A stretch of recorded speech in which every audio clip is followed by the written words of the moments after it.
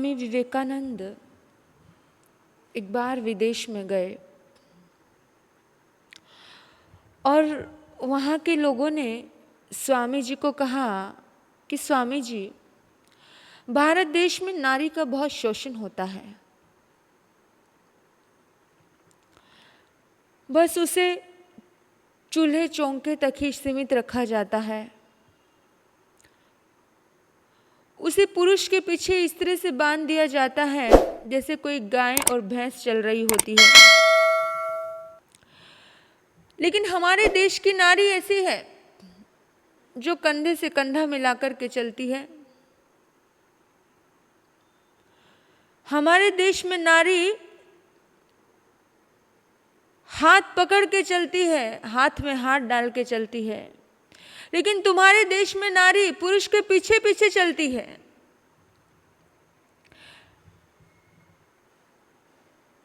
अब जब ये बात स्वामी विवेकानंद ने सुनी, स्वामी विवेकानंद मुस्कुराए। उन्होंने कहा कि मुझे अपनी संस्कृति पर गर्व है कि हमारे देश की जो नारियां हैं वो पुरुष के पीछे चलती हैं। पुरुष के पीछे चलने का मतलब गुलामी नहीं है। पुरुष के पीछे चलने का मतलब उस स्त्री को, उस नारी को विश्वास है, स्वयं के ऊपर भी विश्वास है, अपने पति के ऊपर भी विश्वास है। वो आत्मविश्वास से भरी हुई नारी जो पुरुष को आजाद छोड़ती है, पुरुष आगे चलता है और वो पीछे चलती है, उसके आत्मविश्वास और उसके विश्वास की बदौलत ही है ये सब चीजें। ये गुलामी नहीं है, ये विश्वास है। हमारे देश की नारियों को विश्वास है रिश्ते में, इसलिए पूरी जिंदगी बड़े आसानी से अपना वो रिश्ता निभा लेती हैं। लेकिन तुम्हारे यहाँ स्त्री और पुरुष हाथ में हाथ डाल करके इसलिए चलते हैं, कंधे से कंधा मिलाकर के इसलिए चलते हैं क्योंकि तुम्हारी संस्कृति में आए दिन पति बदले जाते हैं। आज इसके साथ है तो कल दूसरी के साथ है, इसलिए उन्हें डर है। और डर है इसलिए वो हाथ पकड़ के जकड़ करके चलते हैं कि उनको डर लगता है कहीं मुझे छोड़ ना दे। साथ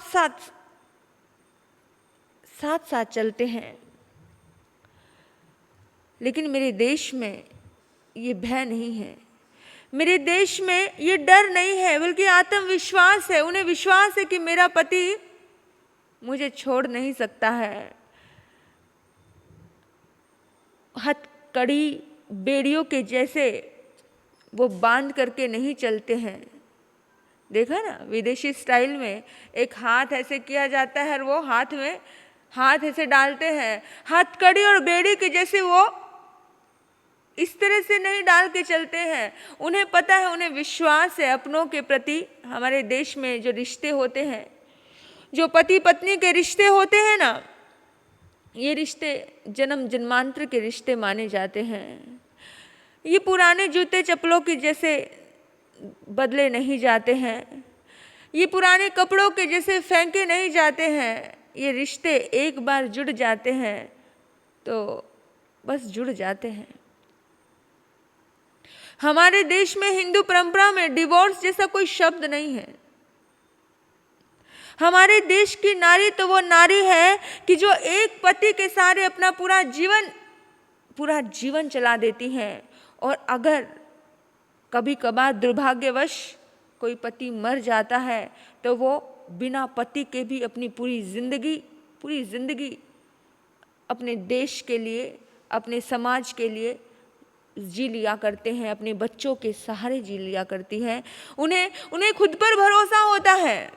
वो किसी पुरुष को खोजती नहीं फिरती है कि कहीं किसी ऐसी जगह बैठेंगी कि कोई पुरुष आएगा और उन्हें लेकर के जाएगा। ऐसा हमारे देश में नहीं है।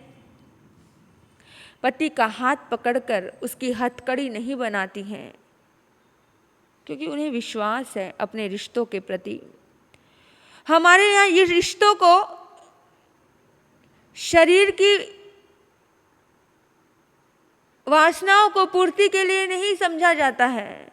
हमारे यहाँ रिश्तों को पूजा जाता है, परमात्मा के जैसे पूजा जाता है। हमारे यहाँ विवाह भी एक पवित्र रिश्ता होता है। इस पवित्र रिश्ता का जैसा नाम पवित्र है, हमारे यहाँ वैसे ही काम भी पवित्र होता है। ये बात सुनकर के वो विदेशी लोग एकदम चुपचाप हो गए, चुप हो गए और कहने लगे, सचमुच भारतीय नारी बड़ी महान है।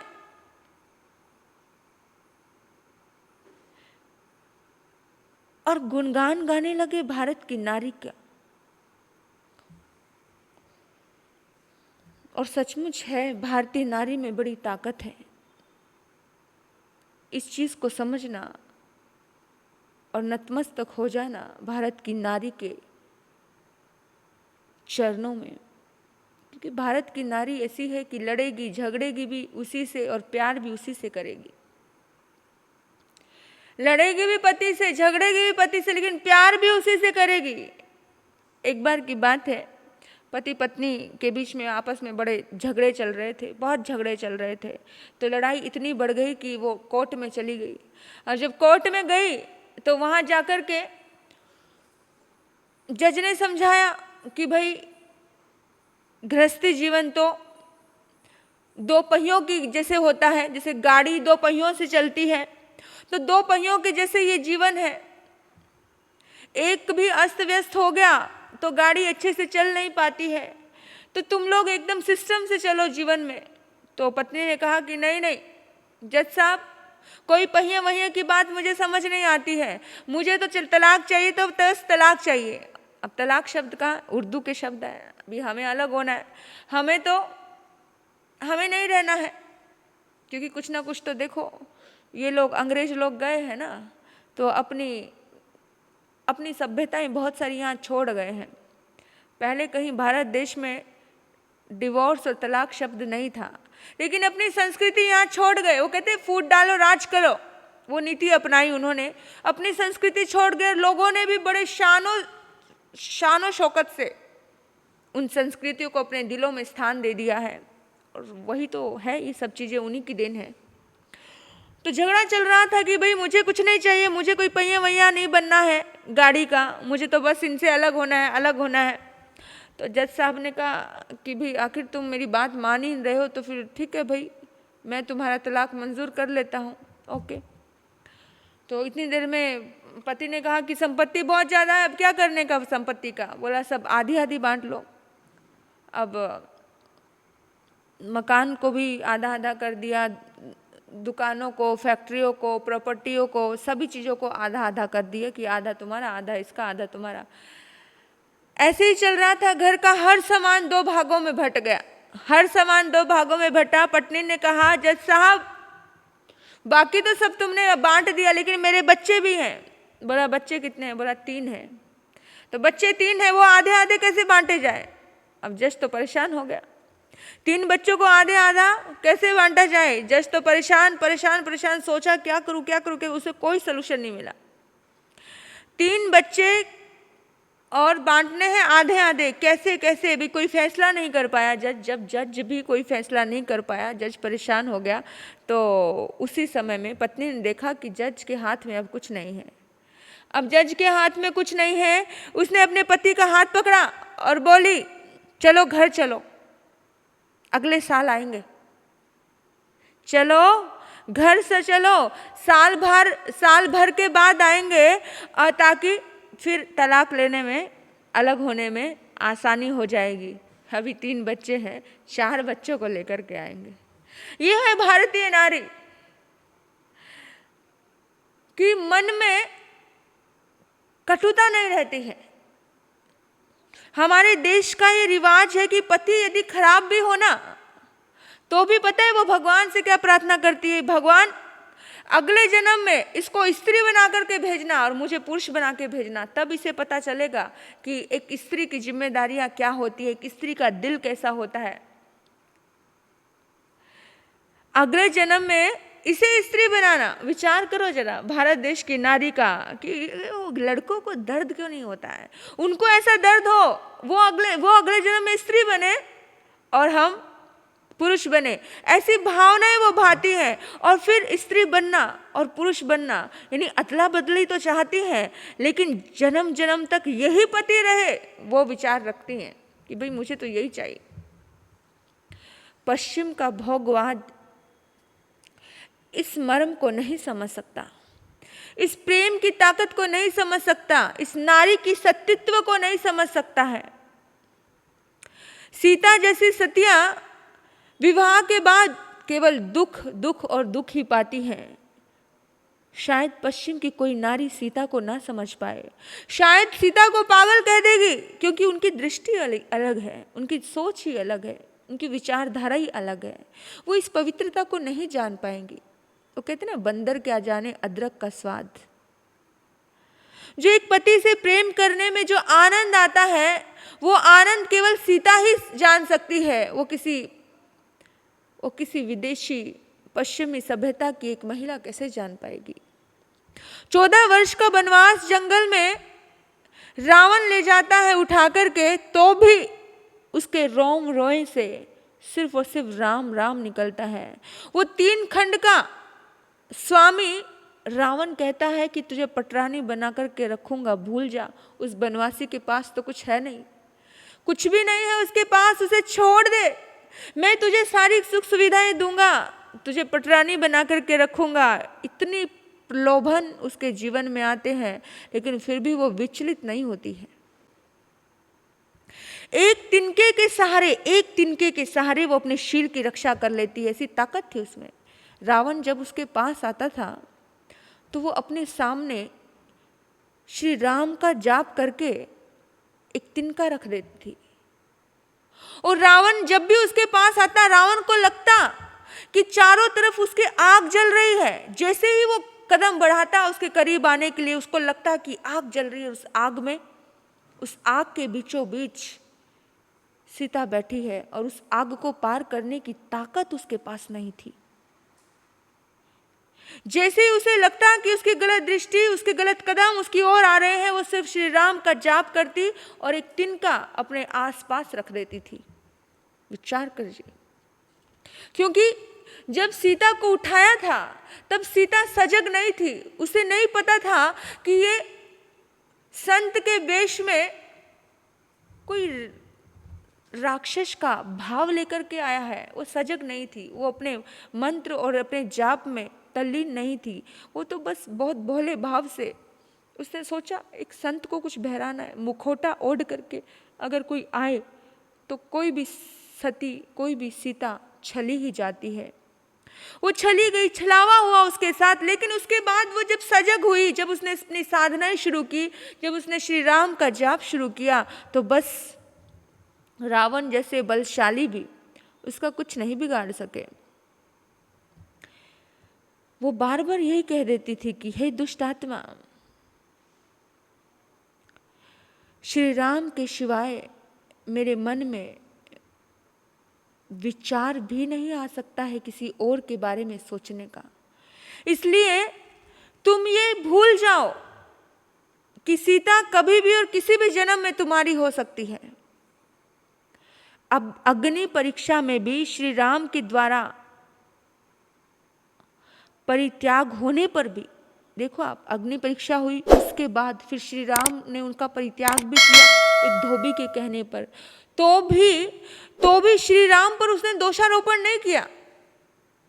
ऐसी होती है हमारी भारत की नारियां, अपनी कर्म फल समझ करके उसने हर स्थिति को, हर चीज को स्वीकार किया, हर चीज। और आज बहुत सारी ऐसी ही नारियां हैं जो भारतीय संस्कृति के आधार पर अपना जीवन जी रही है। भारत की संस्कृति ऐसी ही है, जहां तीर्थंकर ऋषभदेव की 2 पुत्रियां, ब्राह्मी और सुंदरी, बड़ी खूबसूरत और बहुत सुंदर जिनको बहुत कुछ सिखाया भगवान ऋषभदेव ने, तो वो पुत्रियां उनसे पूछती हैं कि पिताश्री, ये सारा जगत आपके चरणों में झुकता है, सारी दुनिया आपके चरणों में नतमस्तक होती है, दानव मानव सुर असुर सभी आपको प्रणाम करते हैं, वंदना करते हैं, क्या दुनिया में ऐसा कोई भी नहीं है जिसके सामने आप प्रणाम करो? ऋषभदेव ने कहा कि हाँ बेटी,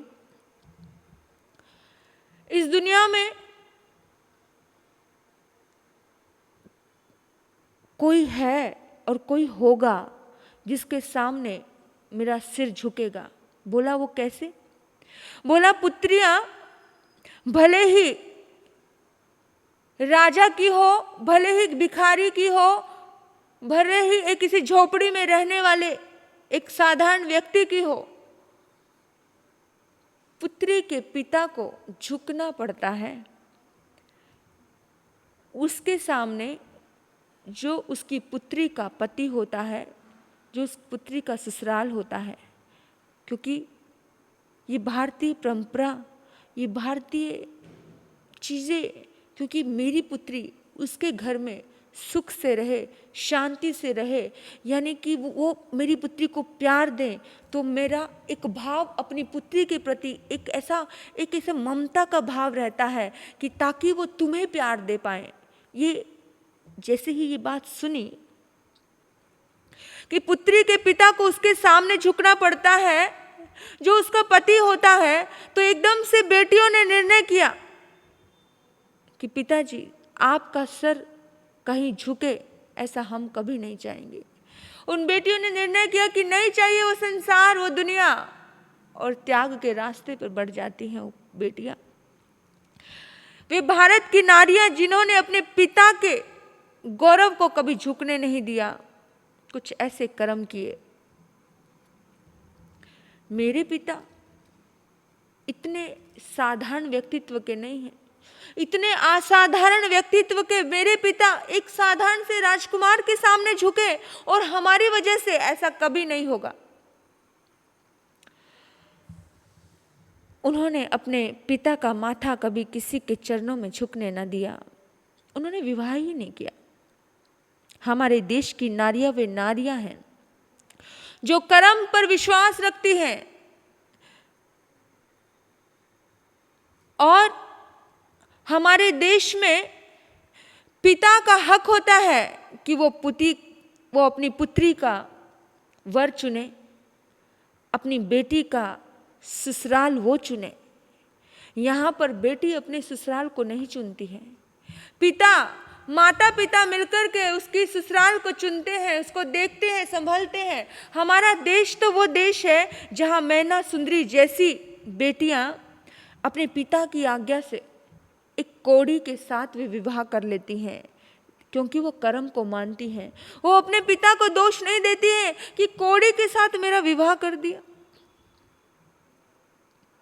वो तो बस नमन का भाव रखती हैं, और अपने सतीत्व के दम पर उस कोढ़ी श्रीपाल को भी उसकी देह स्वर्ण के जैसे, कामदेव जैसे रूप बनाकर के खड़ा कर देते हैं।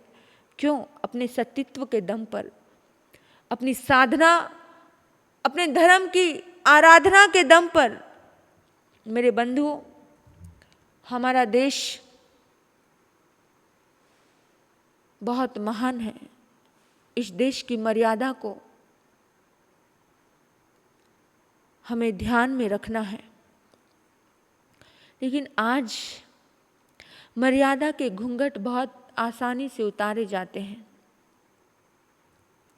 आज की नारी फैशन शो में, बड़े बड़े आयोजनों में जाती है। ये भारत देश की नारी है जो मिस वर्ल्ड बनना चाहती है, जो मिस यूनिवर्स, पता नहीं क्या मिस बन कर के खड़ी हो जाना चाहती है कि मेरे जैसा खूबसूरत, मेरे जैसा सुंदर कोई नहीं हो। ये जो पश्चिमी तर्ज पर चल रहे हैं, ये भारतीय देश को ना जाने कहाँ लेके जाने की तैयारी है, ये समझ नहीं आता है। मैं भारतीय नारियों से निवेदन करना चाहती हूँ उन्नति के शिखर छुओ, आप आगे बढ़ो, बहुत तरक्की करो। नारियों ने हमारे जीवन में, हमारे भारत देश में बड़े अच्छे अच्छे काम किए। झांसी की रानी ने बहुत सुंदर काम किए, माँ मदालसा ने बहुत सुंदर काम किए। भारत देश की रानियां, भारत देश की स्त्रियां बहुत महान हुई हैं। भगत सिंह की माँ, क्या जिगरा होगा उस विद्यावती माता का जिसने अपने बेटे को निछावर कर दिया, देश के लिए सब कुछ निछावर कर दिया। हमारे देश में रानियों का, स्त्रियों का बहुत योगदान रहा है, अपनी कुर्बानी देने में बड़ा योगदान रहा है, बहुत किया है हमारी भारत देश की स्त्रियों ने, कोई कम नहीं किया हमारे भारत देश के लिए। लेकिन आज की नारी जरा अपने आप से प्रश्न करे, क्या मैं झांसी की रानी बनकर के खड़ी हो सकती हूँ? क्या मैं किसी की सहायता और किसी की रक्षा कर सकती हूँ? हमारे देश की नारियां ऐसी है, केवल ममता को छाती से नहीं लगाती हैं, वो जब देश के ऊपर कोई बात आती है ना, तो अपनी ममता को पीठ पीछे बांध करके दुनिया से लड़ती है, अंग्रेजों से लड़ती है।